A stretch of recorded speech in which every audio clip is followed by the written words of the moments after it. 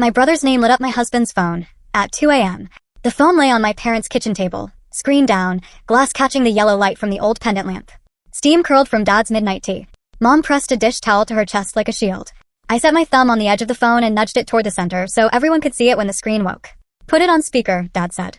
I did. My hands stopped shaking when I had something to do. The call connected on the second ring. Hey sis, Caleb's voice came bright, like he'd just stepped into a party.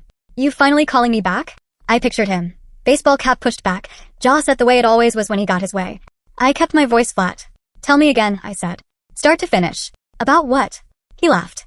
It bounced off the tile and the kettle and the glass in the cabinets. You know what? You already know. Why are you making me?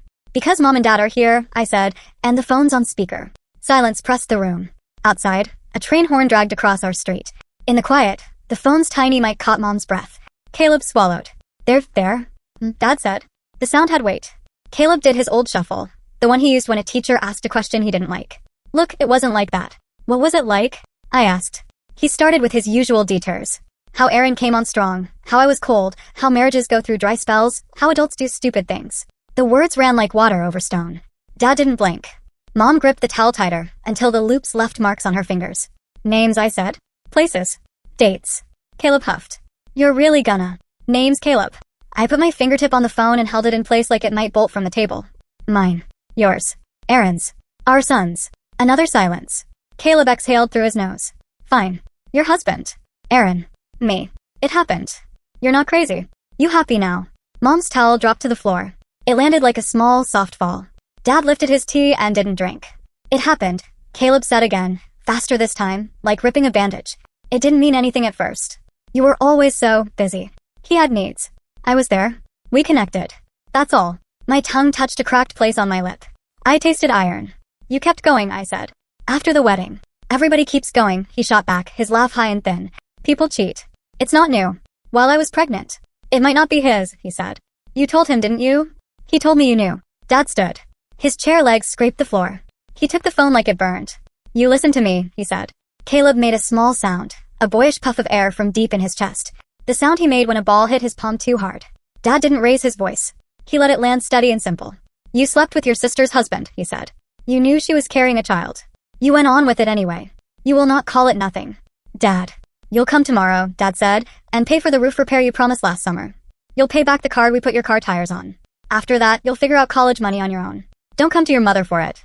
Don't come to me. Caleb laughed again, but it sounded like a cough. You're joking. I made a mistake once, Dad said, by letting you think there were no fences. He put his mug down. The ceramic hit a circle on the table where water always pooled. There are fences. Caleb breathed hard through his nose. So you're taking her side. Dad's jaw worked. He didn't answer. We're done, I said. The words felt like a door closing in my throat. Do not call me again. Do not text me. Do not come to my house. House. He choked on the word. Half of. The call cut. Dad had ended it. He set the phone face down and slid it back across the table.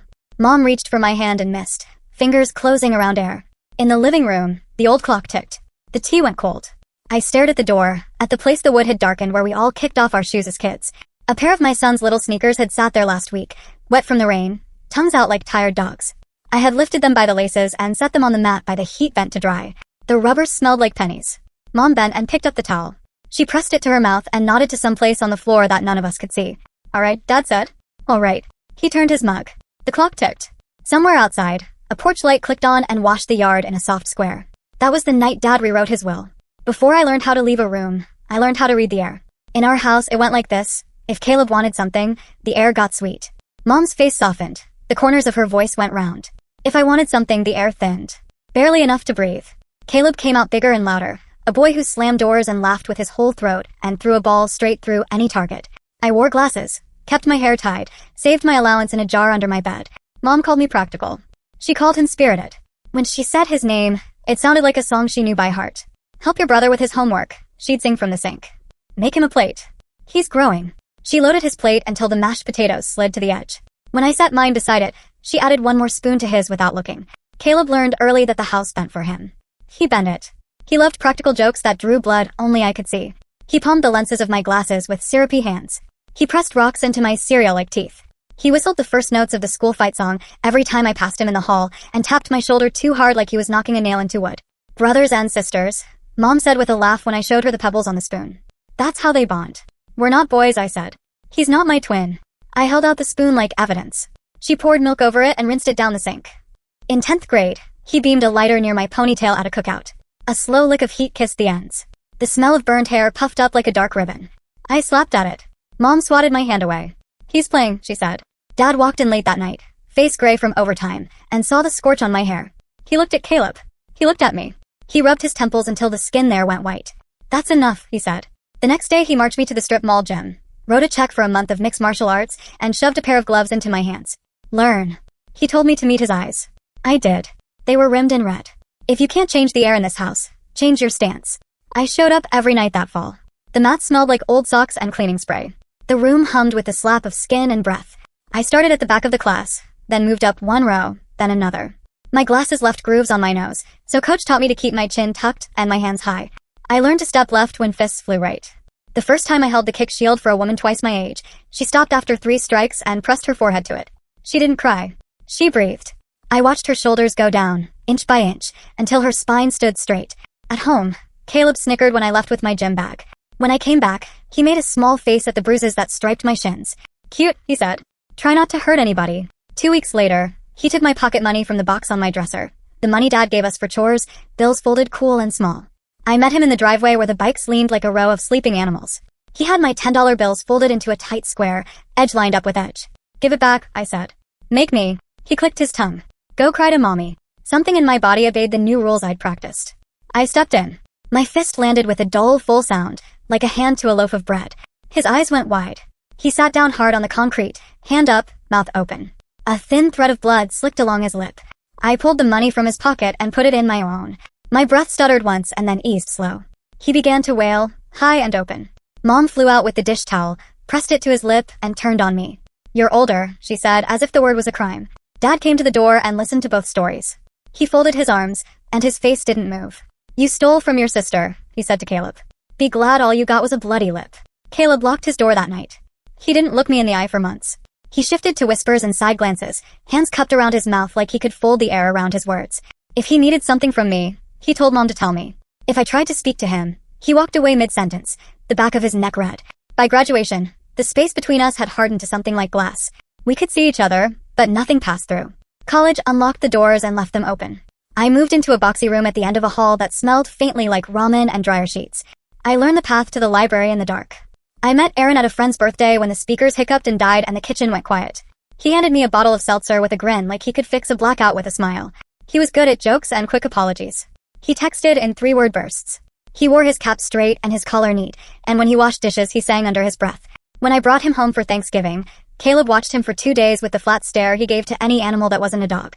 Your brother's intense, Aaron said as we drove back to campus. He glanced at me. We cool? I kept my eyes on the road. He's Caleb, I said. We're never cool. Thanks for asking. Aaron took my hand and settled it on his thigh.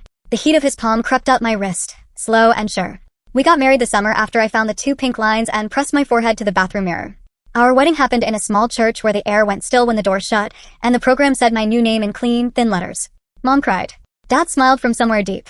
Caleb stood at the back, hands in pockets, and made a face at the cake like it was too sweet to eat. Aaron got a job with good benefits. I finished school. Our son Henry arrived one stormy night with a cry like a gull. We counted his toes and kissed the soft of his head and took him home in a hat too big for him. For a while, the house ran on the metronome of his breathing. We made a family calendar. Pediatrics appointments, dentist dates, oil changes, parent-teacher nights. We learned to move around each other like kitchen dancers, hips and hands familiar with the space. We took turns holding Henry at 3 a.m. and talking to him like he could answer. Twice, years later, I found threads where nothing should have been. A text on Aaron's lock screen with a heart I didn't recognize. A receipt in his coat for a hotel 2 exits past his office. He said sorry. He said it with his eyes and his mouth and his hands. For a while, he said it with flowers on Tuesdays and with the trash taken out without a word. We booked a session with a counselor who asked us to breathe in sync, and we did. The breath didn't fix it, but it kept the floor under us steady. We stayed. We made new rules. We taped them to the fridge.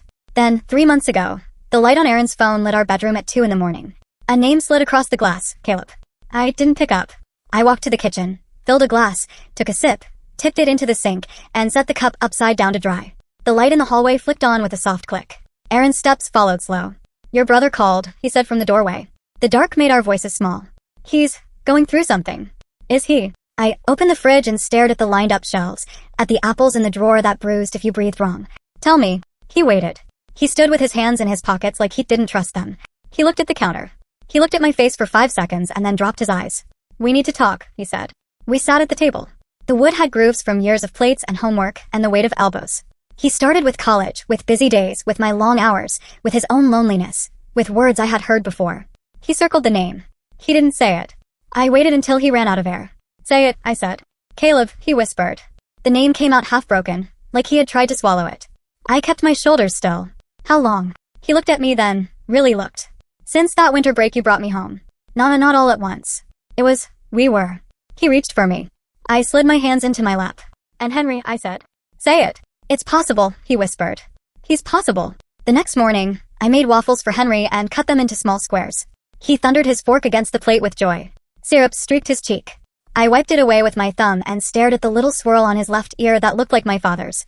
That afternoon, I made 2 appointments. One with a lawyer, one at a lab. The nurse at the lab wore cat earrings. She smiled without showing teeth. She swabbed cheeks. She labeled tubes. She told me to check my email by Friday. On Friday, I opened the email on my phone while sitting in the parking lot. The word excluded sat in the center like a black seed. A quiet expanded under my ribs. Henry kicked the back of my seat with his sneakers and sang about the months of the year. At home, I took his shoes off and lined them by the door. I put Legos back in their box one by one, the rough edges catching on my fingers.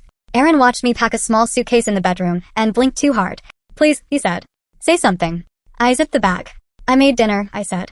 It's in the fridge. By nightfall, Henry was at my mother's for a sleepover. Aaron sat at the end of the couch, hands together, knuckles white. He kept saying my name like it could call me back from a place he couldn't reach. I set the house key on the table. It made a small sound. I picked up my bag and left. I slept at a hotel off the highway, the kind where the ice machine is always out of order, and the curtains never meet in the middle. The sheets smelled like bleach. My breath fogged the mirror when I brushed my teeth. The next morning, I drove to my parents' house with the engine too loud. I told them the whole thing on that cold kitchen floor. Mom shook her head at the first sentence and then stopped. When I said the names out loud, ours, his, her hand fluttered to her throat. Dad looked at the corkboard where he keeps menus and warranty cards and the church calendar. He reached up and took down the number of his lawyer with 2 fingers like it was sticky.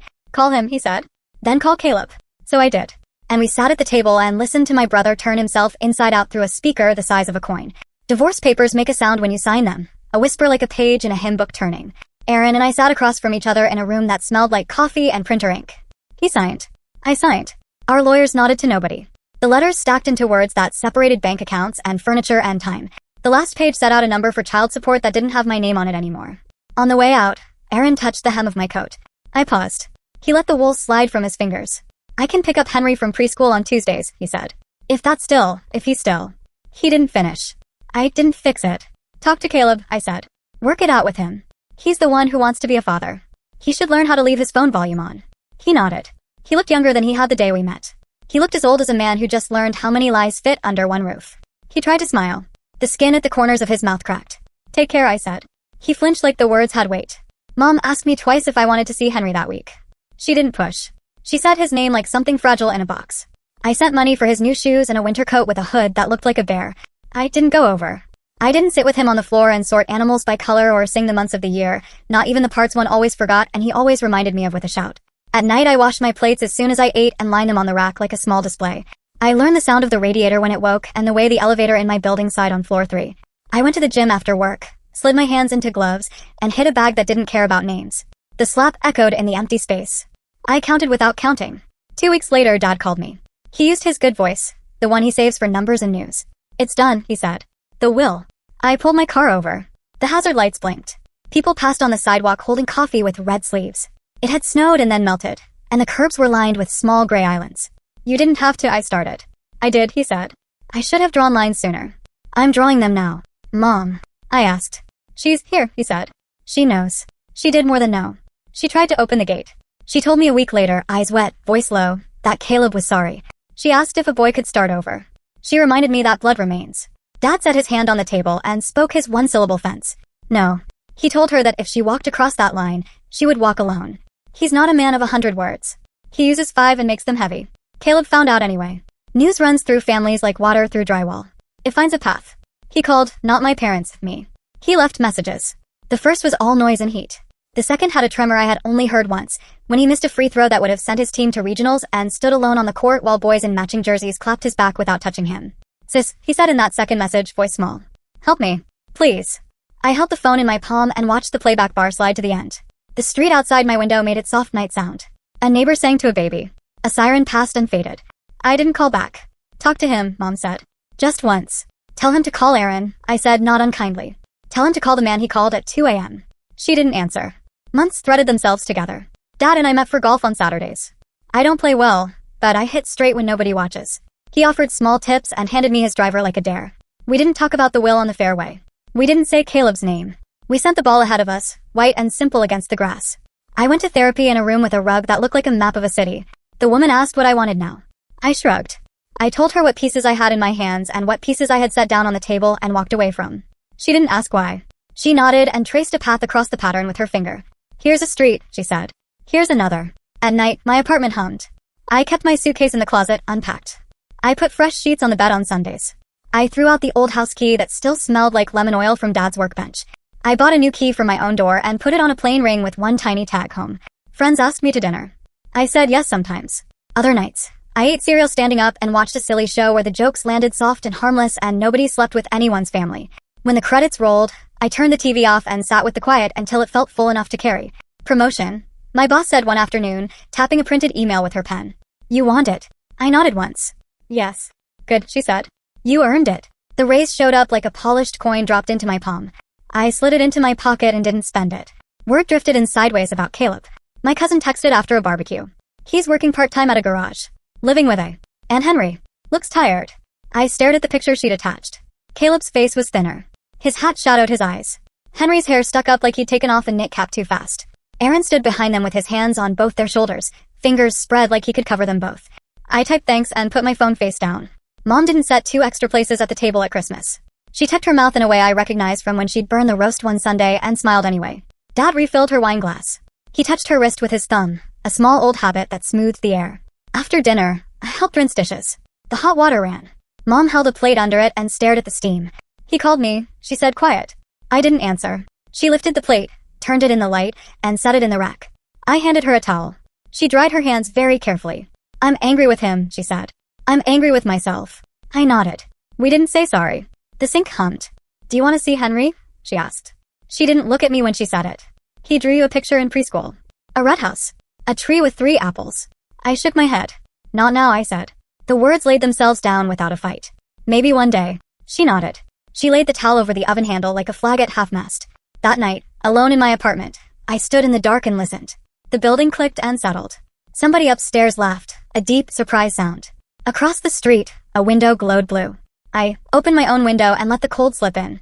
It lifted the hair on my arms. I didn't move. I let it wash the room. My phone buzzed on the counter. A new voicemail spun to life. Timestamp 7:42 p.m. The transcription came through in a messy string of guesses and blanks.